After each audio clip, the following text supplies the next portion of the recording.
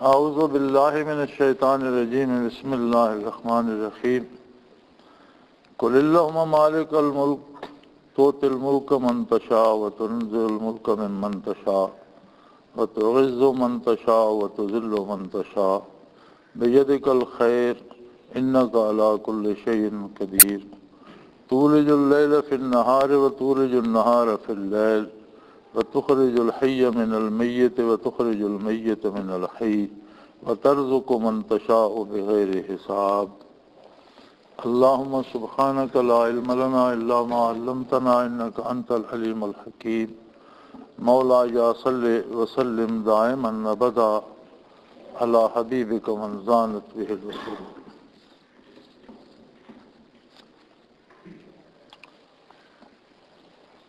بات چل رہی تھی کہ انسانی کردار کا محاسبہ ہوگا، اور جہاں تک رزق کا تعلق ہے تو اللہ کریم ہر ایک کو رزق دیتے ہیں۔ انسان کے ذمے اسباب کو اختیار کرنا، جائز وسائل کا اختیار کرنا اور پوری دیانتداری سے ان پر محنت کرنا، یہ انسان کے ذمے ہے۔ اور جس طرح باقی عبادات ہیں، حصول رزق حلال بھی اسی طرح عبادت ہے۔ انسان جس طرح عبادات میں آمیزش نہیں کرتا کہ الفاظ بھی وہی جو معمور ہیں، جن کا نبی کریم صلی اللہ علیہ وسلم نے حکم دیا ہے وہی دہراتا ہے، حرکات بھی وہی ہوتی ہیں، رکوع و سجود بھی وہی ہوتا ہے، اور کوئی شخص یہ نہیں چاہتا کہ وہ عبادت کرے اور پھر اس میں ناروا حرکات کی آمیزش کر کے یا غیر مسنون الفاظ اس میں ادا کر کے اپنی عبادت کو خراب کرے، ایسا کوئی نہیں چاہتا۔ ہر شخص کی کوشش ہوتی ہے کہ جو صحیح طریقہ ہے اس کے مطابق کیا جائے۔ تو اسی طرح حصول رزق حلال بھی عبادت ہے۔ اب کوئی چاہے کہ وہ دنیا بھر کا رزق سمیٹ لے جائز اور ناجائز وسائل سے، تو یہ اس کی غلطی ہے۔ جو رزق اس کے پاس ہے اگر وہ جائز وسائل اختیار کرتا اور دیانتداری سے محنت کرتا تو بھی اسے مل جاتا۔ حضرت علی کرم اللہ وجہ الکریم کا ایک واقعہ مشہور ہے کہ آپ عوام کے حالات جاننے کے لیے نکلے ہوئے تھے، اور آپ کی سواری میں ایک خچر تھا، ایک عام آدمی کے لباس میں تھے۔ تو کسی شہر میں یا گاؤں میں قریے میں پہنچے، نماز ہو چکی تھی، کوئی خال نمازی مسجد سے نکل رہے تھے، آپ پہنچے تو آپ نے نماز ادا فرمانی تھی۔ ایک شخص کو خچر تھمایا کہ تم یہ میرا خچر تھام رکھو کہ میں نماز پڑھ کے آ جاؤں۔ تو جب آپ نماز ادا کر کے واپس آئے تو خچر تو کھڑا تھا، وہ آدمی غائب تھا اور اس کا لگام غائب تھا، وہ لگام اتار کے چلا گیا۔ تو آپ نے خچر کو پکڑا اور بازار میں آئے تو ایک دکاندار کے پاس دیکھا وہی لگام لٹکا ہوا تھا۔ تو آپ نے نماز سے فارغ ہو کر نکلتے ہوئے جیب میں سے 2 درہم ہاتھ میں لے لیے کہ جس شخص کو روک کر آیا ہوں تو اسے یہ 2 درہم دے دوں گا کہ اس کا وقت میں نے لیا ہے۔ اس شخص سے پوچھا کہ بھی یہ لگام بیچو گے؟ اس نے کہا جی بیچوں گا۔ کتنے کا؟ کہ 2 درہم کا۔ آپ نے اسے 2 درہم دے کر خرید لیا۔ فرمایا تم نے کتنے کا خریدا ہے؟ اس نے کہا جی آپ کیوں پوچھتے ہیں؟ کہا ویسے جاننے کے لیے پوچھ رہا ہوں کہ تم نے بھی خرید کر ہی بیچ رہے ہو، کتنے کا خریدا؟ کہ یہ بھی ایک آدمی 1.5 درہم میں دے کر گیا۔ تو آپ نے فرمایا کہ اگر وہ صبر کرتا تو یہ 2 درہم اس کے تھے، لیکن اس نے ناجائز طریقے سے حاصل کرنے کی کوشش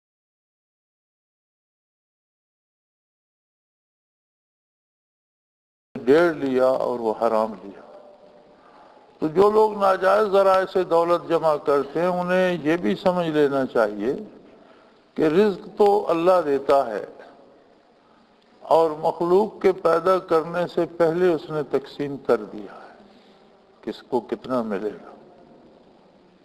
اللہ یبسط الرزق لمن یشاء ویقدر، جسے چاہتا ہے زیادہ دے دیتا ہے، جسے چاہتا ہے کم دیتا ہے۔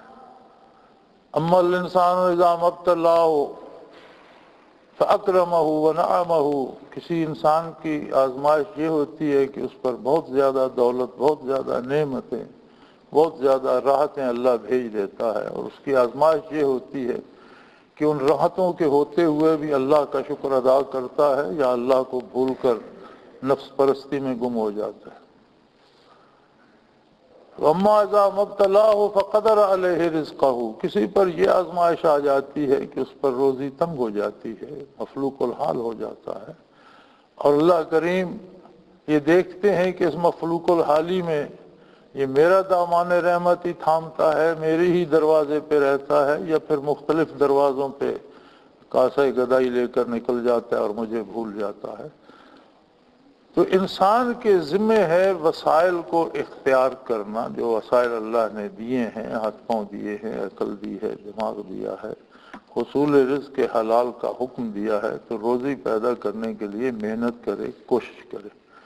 اب ملتی کتنی ہے؟ ملے گی وہی جو نصیب میں ہے، اور اس کا عجیب نظام ہے، بعض لوگوں کو کروڑوں دے دیتا ہے لیکن وہ اس پہ صرف چوکیدار ہوتے ہیں، وہ ساری عمر اسے رکھ کے بیٹھے رہتے ہیں، وہ مر جاتے ہیں تو کھاتا کوئی اور ہے، جس کے نصیب میں ہوتی ہے اس کے پاس چلی جاتی ہے۔ کھانا کسی اور کے نصیب میں لکھا تھا، چوکیداری کسی اور کے نصیب میں تھی، وہ دولت مند بن کے ساری زندگی بیٹھا رہا اور خود بھوک پیاس بھگتتا رہا کہ یہ پیسے خرچ نہ ہوں، جب مر گیا تو دوسروں نے کھا لیا۔ تو فرما دیجئے اے اللہ، حقیقی ملک تیرا ہے، حقیقتاً حکمران تو ہے، مالک الملک، الملک جو ہے یعنی جو حقیقی حکومت ہے وہ تیری ہے۔ توتی الملک من تشاء وتنزع الملک ممن تشاء، تو جسے چاہتا ہے اسے وقتی طور پر کچھ عرصے کے لیے کچھ لوگوں پہ حکومت دے دیتا، اور جب چاہتا ہے اسے لے لیتا ہے۔ کسی کی جاگیر نہیں ہے اقتدار و اختیار، اس طرح روزی تقسیم ہوتی ہے، اقتدار و اختیار بھی تقسیم ہوتا ہے۔ جب چاہتا ہے کسی کو دے دیتا ہے، اور جب چاہتا ہے فوراً لے لیتا ہے۔ اور میرے خیال میں گزشتہ 15-20 سالوں میں ہمارے سامنے اتنی عملی مثالیں ہیں کہ ہمیں کہیں دور جانے کی یا پرانے قصے یاد کرنے کی ضرورت ہی نہیں پڑتی۔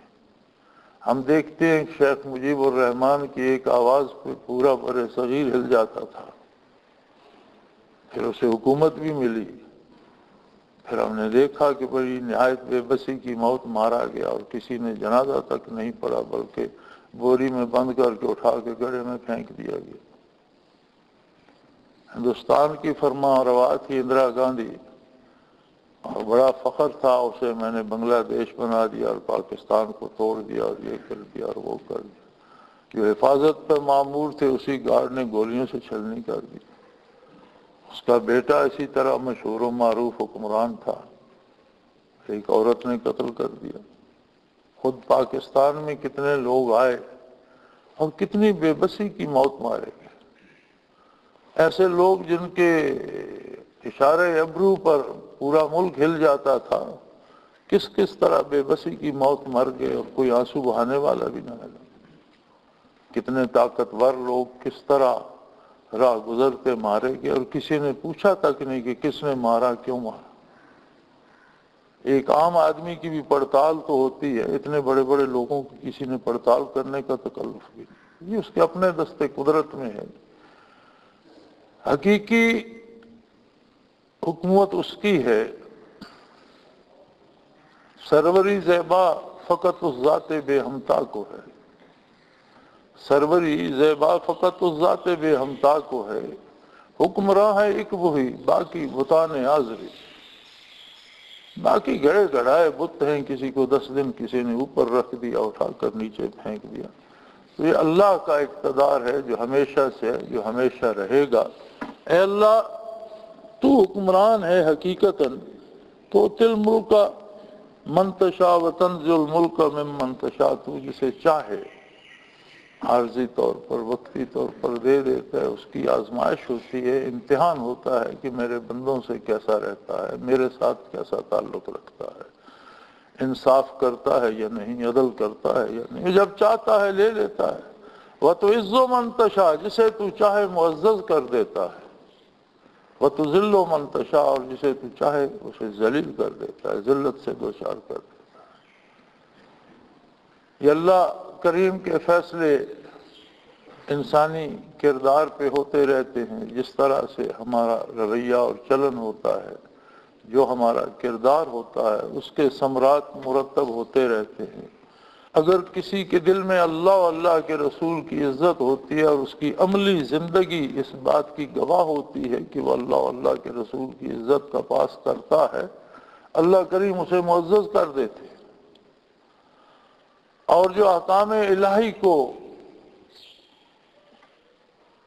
ذلیل کرنا چاہتا ہے، معاذ اللہ رسوا کرنا چاہتا ہے، اللہ اسے رسوا کر دیتے ہیں۔ وہ قادر ہے بیدک الخیر، تمام طرح کی الخیر، جسے بھی بہتری یا بھلائی کہا جا سکتا ہے، جو بھی خیر کہی جا سکتی ہے، وہ ساری تیرے دستے قدرت میں ہے۔ انک علی کل شیء قدیر، کہ تو ہر چیز پہ قادر ہے، تو جو چاہے کرے، مشکل آسان، ممکن ناممکن، یہ مخلوق کے لیے ہے۔ اس مالک الملک کے لیے نہ کچھ مشکل ہے، نہ آسان، نہ کوئی ممکن ہے، نہ کوئی ناممکن۔ وہ جو چاہے وہ ہو جاتا ہے۔ ہر چیز اس کی بارگاہ میں دست بستہ حاضر ہے، جسے جو حکم دیتا ہے بجا لاتی ہے۔ تولج اللیل فی النہار وتولج النہار فی اللیل، یہ تو ہم روز دیکھتے ہیں کہ اللہ تو ایسا قادر ہے کہ رات کو دن میں داخل کر دیتا ہے۔ گرمیاں آتی ہیں، رات کم ہونا شروع ہو جاتی ہے، اور انہی اوقات پہ جن میں رات ہوتی تھی ان میں دن ہونا شروع ہو جاتا ہے۔ سردیاں آتی ہیں تو دن کم ہونا شروع ہو جاتے ہیں، اور وہی اوقات کبھی جس وقت ہم گرمیوں میں افطاری کیا کرتے تھے، آج کل اس وقت عشاء بھی پہلے لوگ پڑھ چکے ہوتے ہیں، تو وہ وقت رات میں داخل ہو جائے۔ تو ایسا قادر ہے کہ رات کو دن میں داخل کر دیتا ہے، دن کو رات میں داخل کر دیتا ہے۔ وَتُخْرِجُ الْحَيَّ مِنَ الْمَيِّتِ، مردوں میں سے زندہ کو پیدا کرتا ہے۔ انسان ایک نطفے سے پیدا ہوتا ہے، تو نطفے میں تو جان نہیں ہوتی۔ ایک بے جان مادے سے اتنی اعلیٰ تخلیق کو ایک جاندار انسان بنا دیتا ہے۔ پرندے انڈا دیتے ہیں، انڈے میں تو جان نہیں ہوتی، اس میں سے جاندار بچہ نکل آتا ہے، یعنی مردے میں سے زندہ پیدا ہو جاتا ہے، اور زندے کو مردہ کر دیتا ہے۔ تیری قدرت کاملہ ہے کہ زندہ ہوتا ہے تو اسے مردہ کر دیتا ہے۔ وَتَرْزُقُ مَن تَشَاءُ بِغَيْرِ حساب، اور جسے جو نعمت چاہتا ہے بے حساب دے دیتا ہے۔ کوئی تیرا دست قدرت پکڑنے والا نہیں، کوئی تجھے روکنے والا نہیں۔ حقیقت یہ ہے کہ اس بات کا اعتبار نہیں ہے کہ کون کتنا دولت مند ہے اور کس کے پاس کتنا اقتدار و اختیار ہے۔ دیکھنا یہ ہے کہ اس نے اپنے لیے اللہ کی رضا کتنی حاصل کی ہے۔ اقتدار و اختیار ہے تو کیا اسے حصول رضا حق کا ذریعہ بنایا ہے، یا مجبور و بے بس ہے تو کیا اپنی اس بے بسی کو اللہ کی رضا کا ذریعہ بنایا ہے اور اسی کے دروازے پہ ایستادہ ہے اور اسی کی اطاعت پہ کمر بستہ ہے، یا اس سے گھبرا کر دوسروں کی طرف بھاگ پڑا ہے جو خود محتاج ہیں،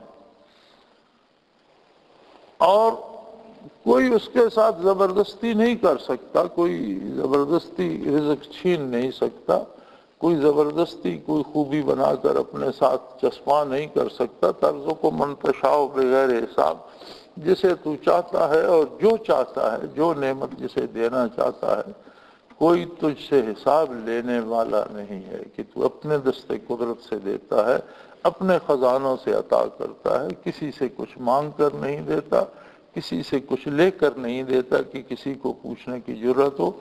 اور کائنات بسیط میں تیری ذات کے علاوہ ہر شے تیری محتاج ہے، جس کے پاس جو کچھ ہے تیری عطا ہے۔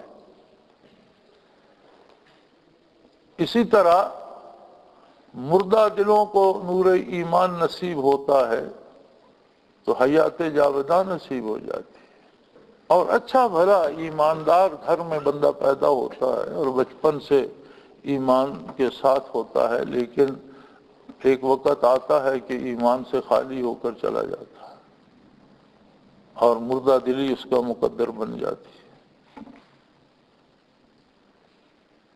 لا يتخذ المؤمنون الكافرين اولیاء من دون المؤمنین ومن يفعل ذلك فليس من الله في شيء الا ان تتقوا منهم تقات ويحذركم الله نفسه والى الله المصير۔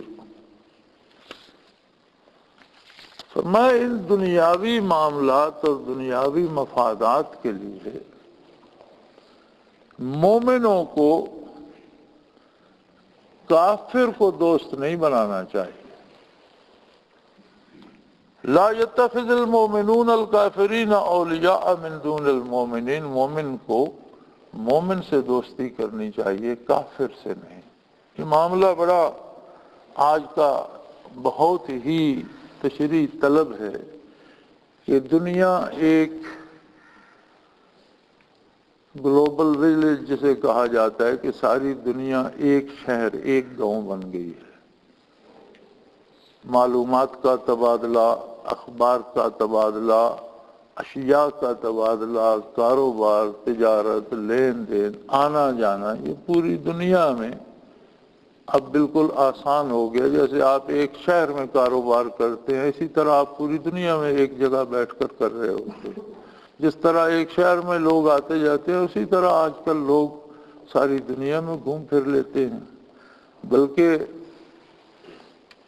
کئی دوست میرے ایسے ہیں کہ ہمارے ایک وکیل دوست تھے، ان کے پاس برطانیہ کے مقدمے ہوتے تھے، امریکہ کے ہوتے تھے اور فار ایسٹ کے ہوتے تھے، برما، ہانگ کانگ کے، جاپان کے۔ تو وہ ہوائی جہاز پہ پھرتے رہتے تھے، وہاں چلے گئے، ادھر پیشی بھگتی، وہاں چلے گئے۔ جیسے ایک شہر کی عدالتوں میں آدمی گھومتا ہے، وہ دنیا کی عدالتوں میں گھوم رہے ہوتے تھے۔ تو اس زمانے میں کس طرح سے کافروں سے تعلق نہ رکھا جائے؟ قرآن کریم نے یہ حکم نہیں دیا کہ کافروں سے تعلق ہی نہ رکھا جائے یا کافروں سے لین دین نہ کیا جائے یا جو انسانی حقوق ہیں ان میں تفاوت کیا جائے، اس سے نہیں روکا۔ انسانی حقوق مطلق انسان کے لیے ہیں، وہ کافر ہے یا مومن ہے، جن میں دو بنیادی حق ہیں۔ ایک زندہ رہنا، زندہ رہنے کا حق ہر اس بندے کو ہے جسے اللہ نے زندگی دی ہے، کوئی اس کی زندگی چھین نہیں سکتا سوائے اللہ کے حکم کے۔ اگر کوئی ایسا جرم کرتا ہے، ہر فرد یہ فیصلہ نہیں کر سکتا کسی کی زندگی چھین لے۔ اسی طرح عقیدہ رکھنے پہ نہیں آتی، وہ منع نہیں ہے، وہ دوستی نہیں ہے۔ جیسے نبی کریم صلی اللہ علیہ وسلم نے یہود مدینہ سے بھی معاہدہ فرمایا، وہ معاہدہ کیا تھا کہ تم بھی اسی شہر میں رہتے ہو، ہم بھی اسی شہر میں ہیں، اگر کوئی خارجی قوت مدینہ منورہ پہ حملہ کرتی ہے تو دفاع تمہیں بھی کرنا چاہیے، ہمیں بھی کرنا چاہیے، اس لیے دفاعی قوت ہماری ایک ہو۔ کتنی صاف بات تھی۔ صحابہ کرام یہود سے لین دین بھی کرتے تھے، ادھار بھی لے، نبی کریم صلی اللہ علیہ وسلم نے بعض یہودیوں سے ادھار لیا اور واپس کیا۔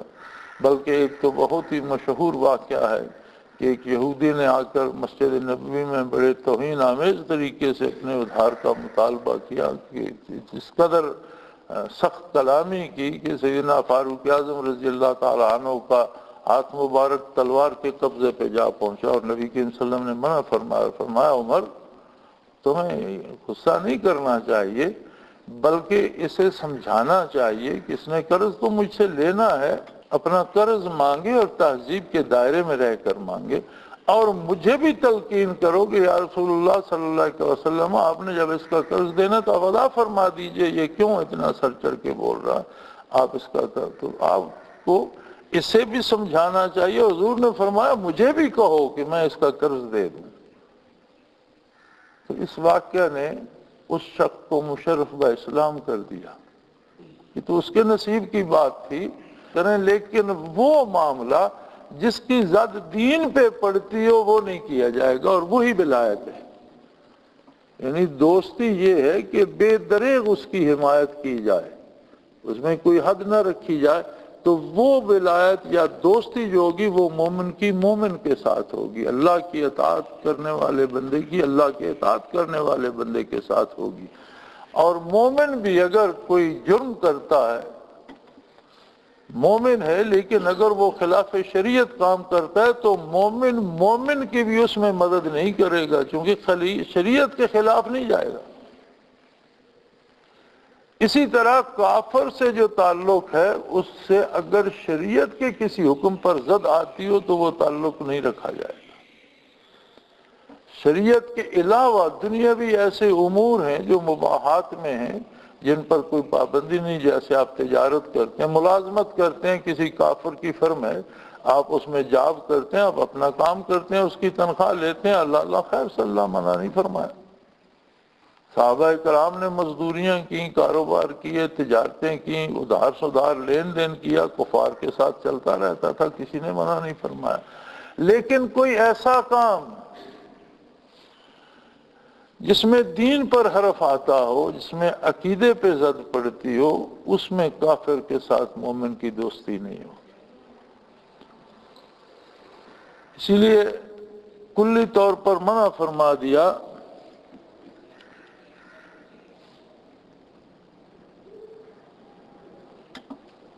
لا يتخذ المؤمنون الکافرین اولیاء، مومن کافروں کو دوست نہیں بنائیں گے۔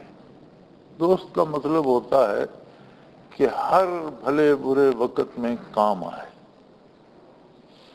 بلکہ وہ جو تشریح کی جاتی ہے دوست کی تو وہ تو یہ ہے کہ دوست باشد کے گیرت دستے دوست در پریشاں حالی و در ماندگی، کہ دوست تو وہ ہوتا ہے جو دوست کی مدد کو ایسے حال میں آئے جب وہ پریشان ہو یا کمزور پڑ رہا ہو تو پریشانی اور ماندگی میں اس کا ہاتھ پکڑے، اس کی مدد کرے۔ لیکن کوئی بھی دوستی احکام الہی سے متجاوز نہیں ہوگی، حتیٰ کہ اگر مومن بھی خلاف شریعت کام کرتا ہے تو مومن کی دوستی یہ ہے کہ اسے اس سے روکے۔ اگر مومن کا مومن دوست ہے اور ایک مومن کوئی ایسا کام کرنے جا رہا ہے جو خلاف شریعت ہے تو وہاں دوستی کا حق اس طرح ادا ہوتا ہے کہ اس کام میں اس کی مدد نہ کرے بلکہ اسے بھی وہ کام کرنے سے روکے۔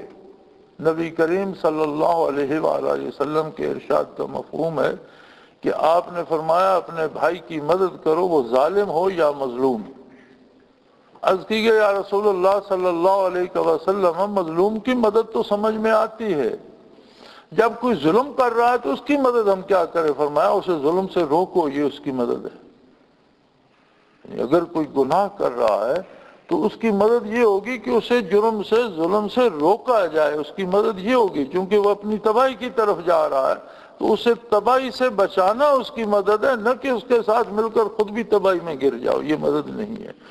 اسی طرح کفار کے ساتھ ایسے تعلقات جو اسلام یا اسلامی نظریے یا عقیدے یا عبادات یا اسلامی طرز حیات میں کسی طرح سے بھی مخل ہوتے ہیں وہ نہیں رکھے جائیں۔ اس کے علاوہ معاشرے کا لین دین، کاروبار، ملازمت یہ منع نہیں ہے، لیکن دوستی منع ہے۔ دوستی سے مراد یہ ہے کہ ہر اچھے برے وقت میں اس کے ساتھ ہونا، یہ کافر کے ساتھ نہیں ہوگا۔ وَمَن يَفْعَلْ ذَلِكَ فَلَيْسَ مِنَ اللَّهِ فِي شَيْءٍ، اور اگر کوئی ایسی دوستی کافروں سے کرے گا تو پھر اس کا اللہ کے ساتھ کوئی تعلق نہیں۔ یہ اپنی طرف سے کہتا رہے میں مسلمان ہوں، میں نمازی ہوں، میں حاجی ہوں، میں فلاں ہوں، میں فلاں ہوں، میں عالم ہوں، میں فاضل ہوں، لیکن اللہ کریم اپنی طرف سے اعلان فرما رہے ہیں کہ میری طرف سے ایسا بندہ فارغ ہے جو ہر حق و باطل پر کافر کا ساتھ دیتا رہے اور اس کے ساتھ مشارکت میں چلتا رہے، اس کا میرے ساتھ کوئی تعلق نہیں ہے، میری طرف سے وہ فارغ ہے۔ الا ان تتقوا منہم تقات، ہاں بعض اوقات مصلحت کے طور پر، وقتی طور پر، جو مصلحت کے طور پر ہوتا ہے وہ ہمیشہ نہیں ہوتا۔ تو مصلحت کے طور پر اگر کوئی، جیسے جنگ میں یہ ہوتا ہے کہ ہمیشہ آگے ہی بڑھا جاتا ہے، لیکن مصلحت کے طور پر کبھی لوگ فوج کو پیچھے ہٹا لیتے ہیں، تو وہ جنگی مصلحت ہوتی ہے۔ وقتی مصلحت کے طور پر اگر کوئی جان بچانے کے لیے یا اس طرح سے مجبور و بے بس ہے کہ وہ کسی طریقے سے ان کے قبضے سے نکلنا چاہتا ہے، وہ اور بات ہے، لیکن حق یہ ہے، اصل بات یہ ہے یحذرکم اللہ نفسہ، کہ بندے کو اللہ کی ذات سے اور اس کی ناراضگی سے ڈرنا چاہیے، بندوں سے خوف کیسا؟ بندے تو سارے بندے ہیں، کوئی کیا کر لے گا، بندوں سے مصلحت کوشی کیسی؟ اصلی بات تو یہ ہے، حقیقی بات تو یہ ہے کہ بندے کو اللہ کے غضب سے ڈرنا چاہیے۔ اللہ کریم ناراض ہو گئے تو اس کا مداوع کوئی نہیں ہے، بندہ کوئی ناراض ہوتا ہے تو ہو جائے، بندہ تو خود بندہ ہے، محتاج ہے، وہ کیا کرے گا۔ وَإِلَى اللَّهِ الْمَصِيرُ، اور انجام کار سب کو اللہ کے حضور حاضر ہونا ہے۔ کتنی دیر دنیا میں رہ لو گے؟ کتنا تمہارے پاس کتنی ضمانت ہے زندہ رہنے کی؟ کیا خبر اگلا ہی لمحہ موت کا لمحہ ہو؟ سانس لیا ہے، دوسرا سانس لینا ہے یا نہیں، کسی کے پاس یہ ضمانت نہیں ہے۔ اور موت جو ہے وہ بارگاہ الوہیت کی حاضری ہے۔ من مات فقد قام قیامتہ او کما قال رسول اللہ صلی اللہ علیہ وسلم۔ ایک تو قیامت وہ ہوگی جس میں ساری مخلوق کو جمع کیا جائے گا، لیکن ایک چھوٹی قیامت حضور فرماتے ہیں یہ بھی ہے کہ جو مر گیا اس کی قیامت تو آ گئی، کہ اس کا جو عمل کا جو شعبہ تھا وہ تو بند ہو گیا، اور جو کچھ اس نے کیا ہے اس کے نتائج کے اس کے سامنے آنے شروع ہو گئے۔ برزخ میں بھی تو ایک انتظار گاہ ہے یوم حشر تک، لیکن انتظار گاہ میں بھی ہر آدمی اپنے کردار کے مطابق رکھا جاتا ہے۔ اگر اس نے دنیا میں ظلم کیے ہیں تو وہاں اس سے عذاب اور تکلیف میں رہنا پڑے گا، انتظار کرنا پڑے گا قیامت کا، اور اگر اللہ کا مقبول تھا اور نیکی کرتا رہا تو برزخ میں بھی معزز ہو کر اور اللہ کے رحمت اور کرم کے سائے میں رہے گا۔ تو ایک طرح سے قیامت اس کے لیے تو بپا ہو گئی۔ وَإِلَى اللَّهِ الْمَصِيرُ، تمہیں لوٹ کر تو اللہ کے حضور جانا ہے۔ یعنی اصل بات جو پیش نظر رہنی چاہیے وہ یہ ہونی چاہیے کہ مجھے اللہ کے روبرو حاضر ہونا ہے۔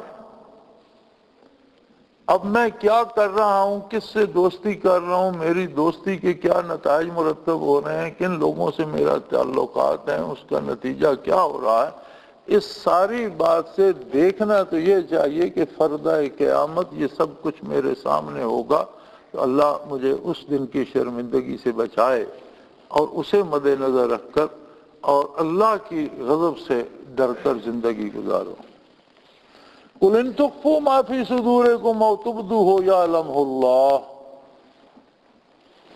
اب کوئی چاہے کہ وہ خفیہ طور پر، جی کوئی میں کسی کو پتہ نہیں چلنے دیتا میں گناہ کر رہا ہوں، کسی کو خبر نہیں ہے، یا میں دھوکے سے پیسے لے رہا ہوں کسی کو خبر نہیں ہے، یا میں نے اندرون خانہ کفار سے تعلقات استوار کر رکھے ہیں، مسلمانوں کی جاسوسی کر رہا ہوں، یا مسلمانوں پر ظلم توڑوا رہا ہوں، مسلمانوں کی تباہی کا سبب بن رہا ہوں، لیکن یہ سارا پس دیوار ہے، پس پردہ ہے، کسی کو خبر نہیں۔ فرمایا چھپا کر بھی کرو، اپنے دل کے اندر بھی رکھو یا ظاہر کر دو، اللہ کی ذات کو کوئی فرق نہیں پڑتا۔ جیسا تمہارا ظاہر اس کے سامنے کھلا ہوا ہے اسی طرح تمہارا باطن اس کے سامنے کھلا ہوا ہے۔ چھپاؤ گے تو بندوں سے چھپا لو گے، لوگوں سے چھپا لو گے، ماحول اور معاشرے سے چھپا لو گے لیکن اللہ کریم سے نہیں چھپا سکتے۔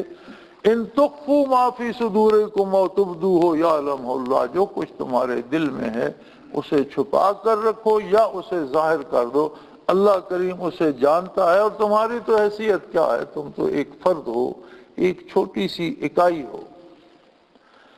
اللہ کی کائنات میں اس کی مخلوق کتنی ہے اس کا تو اندازہ ہی نہیں ہو سکتا۔ وما یعلم جنود ربک الا ہو، وہ اپنی مخلوق کتنے اس کے لشکر ہیں انہیں وہ خود ہی جانتا ہے، کوئی دوسرا گن نہیں سکتا۔ بے شمار سیارے، ستارے، پھر ملائکہ، فرشتے، جن، شیطان، کتنی مخلوق ہے۔ ایک حدیث شریف میں ہے کہ اللہ کریم نے مخلوق پیدا فرمائی اور اس میں 9 حصے فرشتے تھے، 10واں حصہ جن اور انسان تھے۔ اس 10ویں میں سے 9 حصے شیطان تھے اور 10واں حصہ باقی جن اور انسان تھے۔ پھر اس میں سے بھی 9 حصے جنات ہیں اور 10واں حصہ انسان ہے۔ تو اب دیکھ لو انسان کتنے ہیں، جنات کتنے ہوں گے، پھر شیاطین کتنے ہوں گے، ملائکہ کو تو میرے خیال میں بات شمار سے گزر جاتی ہے۔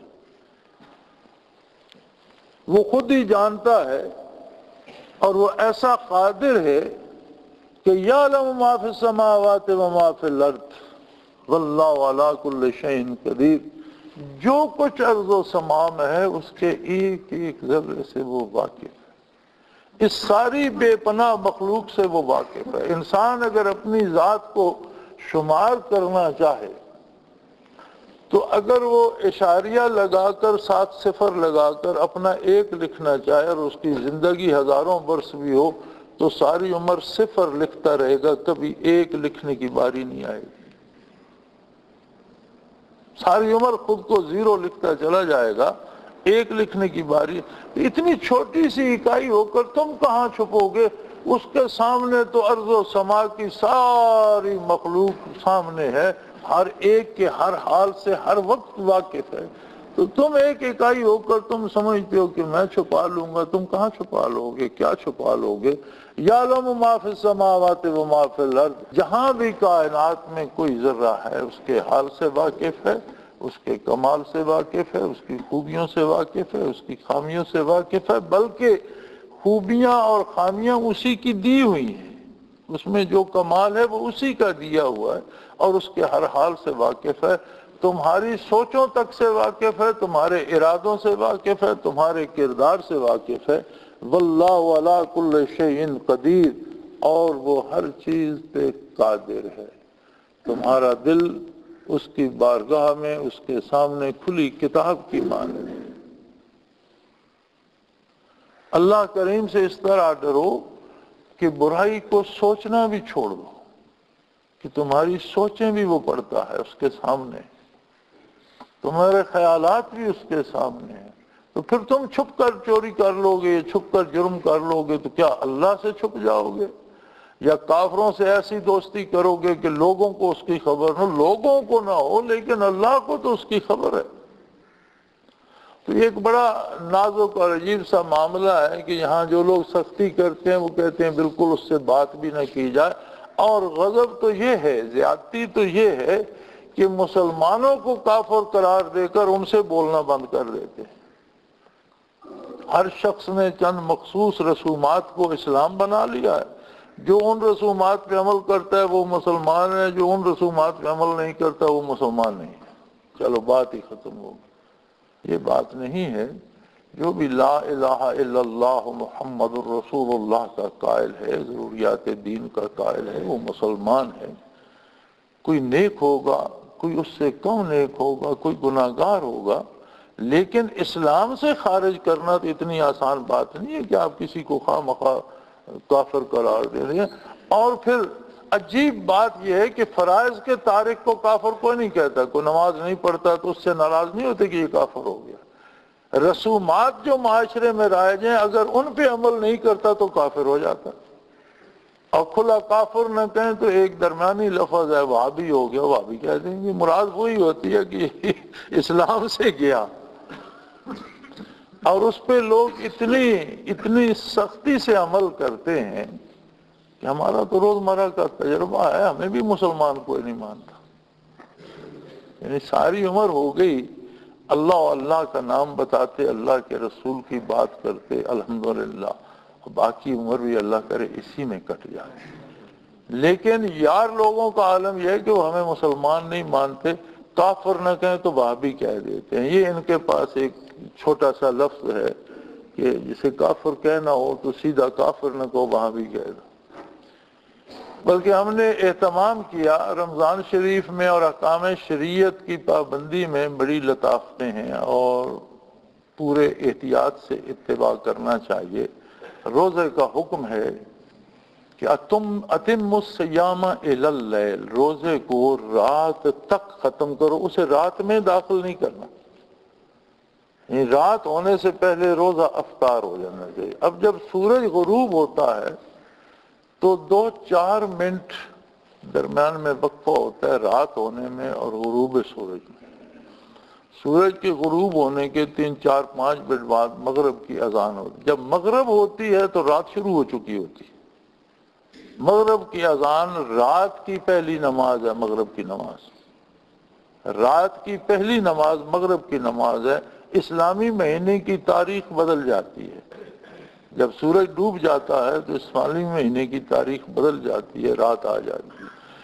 تو مغرب کی اذان سے پہلے روزہ افطار ہونا چاہیے۔ اگر مغرب کی اذان کے بعد آپ نے افطار کیا تو آپ نے رات میں داخل ہو کر افطار کیا۔ روزے کو رات میں داخل نہیں کرنا۔ اتم الصیام الی اللیل، روزے کو رات تک پورا کرو۔ اور حضور نبی کریم اس کا بہت اہتمام فرماتے تھے، بلکہ حدیث شریف میں موجود ہے کہ کسی وادی میں حضور نبی کریم تھے اثناء سفر، وہ گہری جگہ تھی، تو اس پر گہری جگہ پہ ذرا جلدی اندھیرا ہو جاتا ہے، تو آپ صلی اللہ علیہ وسلم نے جیسے تاریکی ہوئی روزہ افطار کرا دیا، کیونکہ روزے کو رات میں داخل نہیں کرنا۔ یہاں کیا ہوتا ہے، ہم نے پوری کوشش سے طول بلد اور عرض بلد کا حساب نکال کر اس کے حساب سے سورج کا غروب آفتاب دیکھ کر مغرب کی اذان اور غروب آفتاب کے درمیان جو وقفہ ہے اس میں ہم نے افطار کا پورا کیلنڈر پورے سال کا بنایا۔ ہم اس پہ افطار کرتے ہیں، لیکن ہمارے ارد گرد جتنی آبادیاں کوئی 5 منٹ بعد افطار کرتا ہے، کوئی 10 منٹ بعد افطار، اس پہ افطار نہیں کرتا جب تک رات نہ آ جائے، اندھیرا نہ چھا جائے۔ نہیں کہ وہ کہتے ہیں یہ کیونکہ یہ وہابی ہیں، ان کے ساتھ افطار نہ کرو۔ چل آسان سی بات۔ اب ایک ان کی اپنی رسم ہے کہ جو اندھیرا ہوگا تو کریں گے، بھی اندھیرا تو رات ہوگی، روزہ رات میں جائے تو مکروہ ہو جائے گا، وہ تو الٹا جرم ہو جائے گا، سارا دن بھوکے بھی رہے اور افطاری کے وقت اسے وہاں لے گئے۔ بلکہ میں یہاں ایک ساتھ قریب گاؤں میں ہم گئے ہوئے تھے تو افطار کا وقت ہو گیا، تو میں نے مولوی سے کہا، مسجد میں بیٹھے تھے، مولانا افطار کا وقت تو ہو گیا، کہنے لگا جی آپ کر لو، میں تو افطار کروں گا تو لوگ مجھے ماریں گے، میں تو ذرا اندھیرا ہو جائے گا تو کروں گا۔ میں نے کہا ہم تو کر رہے ہیں، تم تب کر لینا۔ تو رسومات کو لوگوں نے دین کا درجہ دے دیا۔ اسی طرح مرنے پہ بہت سی رسومات ہیں، شادی پہ بہت سی رسومات ہیں، جنازے میں بہت سی رسومات آ گئی ہیں، اذان کے ساتھ بلند آواز سے درود پڑھنے کا رواج ہو گیا۔ ان میں سے کسی رواج کو چھوڑ دو تو آپ اسلام سے گئے، اور سارا اسلام چھوڑے رکھو، سود کھاتے رہو، نمازیں نہ پڑھو، روزے نہ رکھو، خیر میں رہیں، آپ مسلمان بھی ہیں سنی بھی ہیں، کوئی عرض نہیں۔ ایسی عجیب بات ہے اور یہ بڑی زیادتی ہے۔ بلکہ کافر کے بھی انسانی حقوق اور معاشی اور معاشرتی حقوق ہیں، ان کا تحفظ کیا جانا چاہیے بحیثیت انسان، اس کے ساتھ بیٹھنا۔ بلکہ کافر اگر پانی پی لیتا ہے یا پلیٹ میں کھا لیتا ہے تو اس کو جھوٹا ناپاک نہیں ہوتا، مطلق انسان کا جھوٹا پاک ہے۔ شرعاً انسان کا جھوٹا ناپاک نہیں ہوتا، وہ مومن ہے یا کافر۔ یہاں کوئی مسلمان بھی ایک گلاس سے پانی کے ایک گھونٹ لے لے، دوسرا نہیں پیے گا۔ اور جب بچتے ہیں تو سارا دین بھول جاتے ہیں اور کافروں کے اتباع پہ چلے جاتے ہیں، یعنی یا اس حد پہ گزر جاتے ہیں یا اس حد پہ آ جاتے ہیں تو دین اعتدال کا نام ہے، اسلام ایک اعتدال کا دین ہے، کسی طرف زیادتی نہیں کرتا، کسی طرف حد سے نہیں گزرتا، اس اعتدال کو قائم رکھنا چاہیے، لوگوں کے حقوق کا تحفظ کرنا چاہیے، لوگوں میں نفرتیں بڑھانا کمال نہیں ہے، کمال یہ ہے کہ آپ لوگوں کو جمع کریں، ان میں محبتیں بڑھائیں۔ نبی کریم صلی اللہ علیہ وسلم مبعوث ہوئے تو اللہ کریم نے آپ کے کمالات میں فرمایا وَأَلَّفَ بَيْنَ قُلُوبِكُمْ، میرے نبی نے تمہارے دلوں میں محبتیں كُنتُمْ عَادًا، تم تو ایک دوسرے کے دشمن تھے، فَأَلَّفَ بَيْنَ قُلُوبِكُمْ، محمد الرسول اللہ صلی اللہ علیہ وسلم کی بعثت نے تمہارے دلوں میں محبتیں بھر دی، فَأَصْبَحْتُمْ بِنِعْمَتِهِ إِخْوَانًا، اور تم اللہ کے انعام سے سارے بھائی بھائی ہو گئے، ایک دوسرے کا بھلا چاہنے والے ہو گئے۔ تو یہ جو تعلقات ہیں مسلمان اور غیر مسلم کے، ان میں اس حد تک بالکل جواز ہے جس حد تک دین پر زد نہ پڑے، اور جہاں وہ تعلق دین پر زد ڈالے گا وہاں سے تعلق چھوڑ دیا جائے گا، دین نہیں چھوڑا جائے گا۔ بڑا آسان سا کام ہے، ہر آدمی سمجھ سکتا ہے، اور اس میں بھی تنفر نہیں ہوگا، آپ اس کا نقصان کرنے کی نہیں سوچیں گے، ہاں اس کا ساتھ نہیں دیں گے، جہاں سے دین آ جائے گا وہاں سے آپ کا راستہ الگ ہو جائے گا، اور دوستی مومن کی مومن کے ساتھ ہوگی، اور مومن کی دوستی کا بھی حق یہ ہے کہ جب وہ نیکی کرتا ہے آپ تعاون کریں گے، وَتَعَاوَنُوا عَلَى الْبِرِّ وَالتَّقْوَىٰ وَلَا تَعَاوَنُوا عَلَى الْإِثْمِ وَالْعُدْوَانِ، نیکی پہ آپ تعاون کریں گے، برائی میں تعاون نہیں کریں گے، بلکہ آپ کی دوستی کا حق یہ ہے کہ دوست کو بھی برائی سے روکیں، یہ دوستی کا حق ہے، اس کی مدد کریں۔ اللہ کریم ہمیں دین پر عمل کرنے کی توفیق عطا فرمائے۔